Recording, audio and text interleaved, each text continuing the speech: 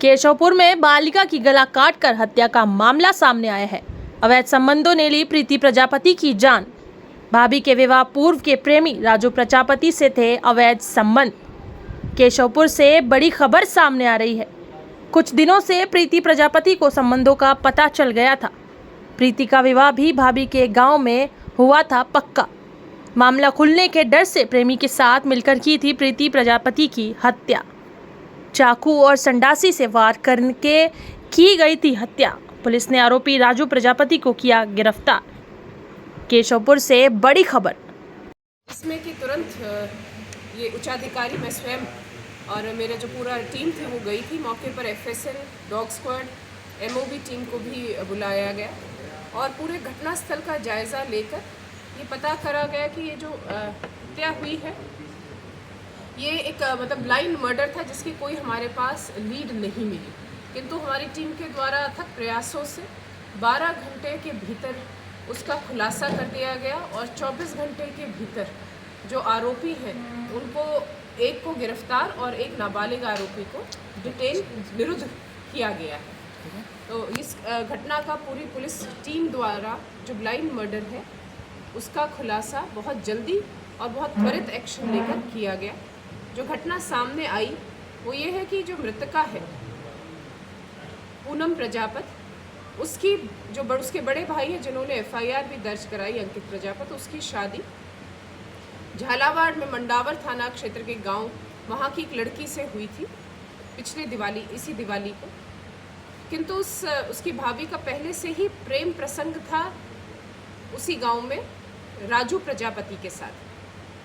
शादी के बाद भी वो प्रेम प्रसंग उसका छूटा नहीं। वो लगातार प्रेमी, जब भी वो अकेली रहती थी यहाँ पर बुला लेती थी अपने प्रेमी को घर पर।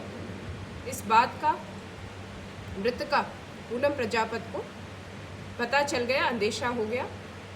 इस डर से कि कहीं ये सबको ना बता दे तो इन्होंने जो भाभी है और उसका जो प्रेमी है उन्होंने प्लानिंग की इसकी हत्या करने की।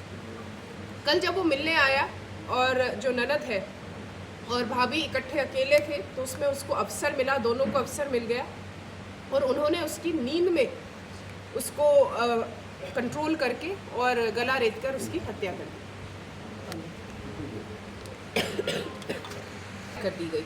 उसके पश्चात दोनों ने साक्ष्य मिटाने की भी पूरी कोशिश की, किंतु हमारी टीम द्वारा अथक प्रयास किए गए और उसमें हमें कुछ जो महत्वपूर्ण हमें लीड्स मिली जिस पर काम करके हमने इस बात का खुलासा कर लिया कि इसमें जो मृतका की भाभी और उसका प्रेमी राजू प्रजापति ही उनके द्वारा प्लानिंग करके सुनियोजित तरीके से और उस मर्डर को अंजाम दिया है। जो वेपन है वो चाकू से उसका गला रेता गया, वो भी अनुसंधान में कर लिया जाए। तो ये चाकू लेके आए या घरेलू चाकू था? चाकू यहीं से लिया, कहाँ से? उसके बारे में अभी उनको डिटेन किया गया है, उनसे पूछताछ करके और जैसे ही वो इत्तला देंगे उस हिसाब से कार्रवाई की जाएगी। यहीं रहता था या नहीं, आरोपी झालावाड़ का था। उसके पहले भी 3 मुकदमे दर्ज हैं और वो वहीं से मिलने आता था यहाँ। और भी कोई इन्वॉल्व है क्या उनके साथ? झालावाड़ से उसको गिरफ्तार किया। शक कैसे हुआ भाभी पर? झालावाड़ का कौन सा गांव? झालावाड़ प्रॉपर से करा? किस तरह से पता लगा? उसके गांव से किया गया, मंडावर थाना। शक कैसे हुआ इस पर भाभी को? क्या उम्र होगी मैम इसकी? किसकी? इसकी आरोपी की? आरोपी की 24-25 वर्ष। शक कैसे हुआ? किस रास्ते से हटाना चाह रही थी इसको?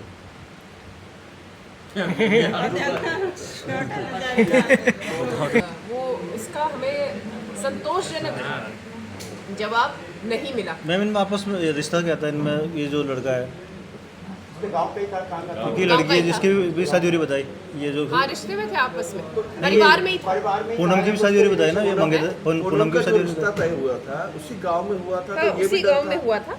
ये मैंने पहले भी तो बताया था। मैडम जो मृतका पूनम है उसका रिश्ता उसकी भाभी के गांव में ही तय हुआ था। और जहां अभी तक हमारे सामने बात आई है तो एक तो सभी को उसके रिश्ते के बारे में जो अवैध रिश्ता है आरोपी का उसका सभी को पता ना चल जाए, और दूसरा जहां पर पूनम की शादी होने वाली थी तो वहां उस परिवार का और जो ये आरोपी भाभी है इस परिवार की पुरानी रंजिश भी थी। मैडम अच्छा मैम एक चीज़ और बता, अवैध रिश्तों की भनक लगी तो अक्सर होता है कि वो माँ को शेयर करती थी मम्मी ऐसा है, तो उसके परिजनों को कुछ बताया था क्या, उसमें अगर पूछताछ में कुछ आया है? नहीं, अभी तक इस तरह से पूछताछ में इस तरह से अभी आई नहीं है बात, और जैसे अगर कुछ इस तरह का खुलासा तो होता है तो आपको बता दिया मैडम अब तो मानना पड़ेगा चाकूबाजी चाकूबाजी सबसे ज़्यादा बढ़ रही है। और मैम ये चाकू कहाँ से खरीदे जा रहे हैं ये पता होना चाहिए। हमने हमारे द्वारा अभी देखिएगा विशेष प्रयास भी किए गए हैं। अभी कुछ दिनों पहले हमने कल सुबह दबिश भी दी थी ऑपरेशन प्रहार के अंतर्गत, जिसमें हमने लगभग 36 प्रकरण दर्ज किए थे, जिसमें अवैध जो चाकू वाले भी काफ़ी प्रकरण दर्ज हुए हैं, भारी संख्या में दर्ज हुए हैं, और ये कार्रवाई लगातार आगे जारी रहेगी। और जो